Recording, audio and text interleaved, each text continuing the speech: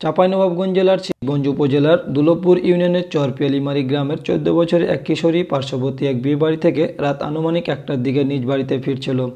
এ সময় উৎপেতে থাকা একই গ্রামের ফয়েজের ছেলে 2 সন্তানের জনক ফরিদ, ভুটুর ছেলে ফটিক 14 বছরের কিশোরীকে পার্শ্বে পিয়ালিমারি মাঠে নিয়ে গিয়ে পালাক্রমে ধর্ষণ করে পালিয়ে যায়।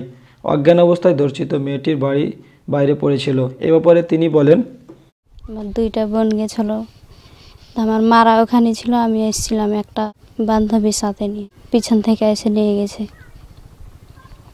মুখ চেপে ধরে নিয়ে গেছে। নিয়ে যাওয়ার পরে তখন পোশাক টোশাক সব খুলে দিয়েছে। খুলে দেওয়ার পর তখন দুজনাতেই ইয়ে করেছে। মেডিকেল গেছিলাম, আগে চাপের মেডিকেল গেছিলাম, চাপের মেডিকেলে 2 দিন ছিলাম, দিয়ে রাজশাহী গেছিলাম, ওখানে 5 দিন সব পরীক্ষা করেছিল।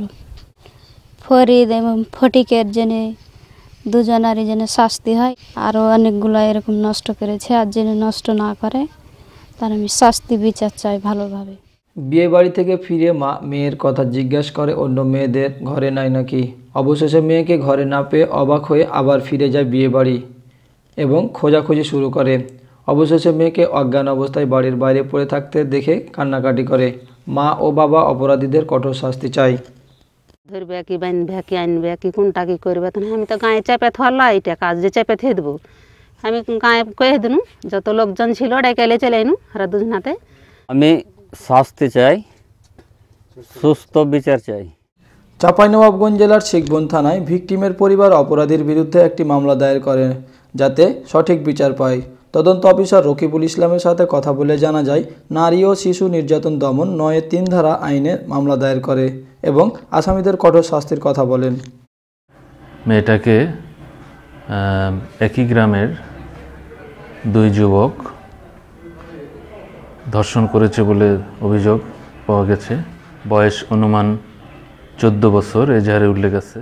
আমরা নারী ও শিশু নির্যাতন দমন আইনের 9-3 ধারায় মামলাটা রুজু করি এবং আমি নিজেই মামলার তদন্তভার গ্রহণ করি। সাক্ষী টাক্ষী প্রমাণ পাওয়া গেছে, মামলার অচিরেই চার্জশিট হয়ে যাবে। 2 জন আসামি জড়িত। একাধিক ব্যক্তি কর্তৃক ধর্ষণের যে অপরাধটা আছে এই আইনে, এটার সর্বোচ্চ শাস্তি যাবজ্জীবন কারাদণ্ড।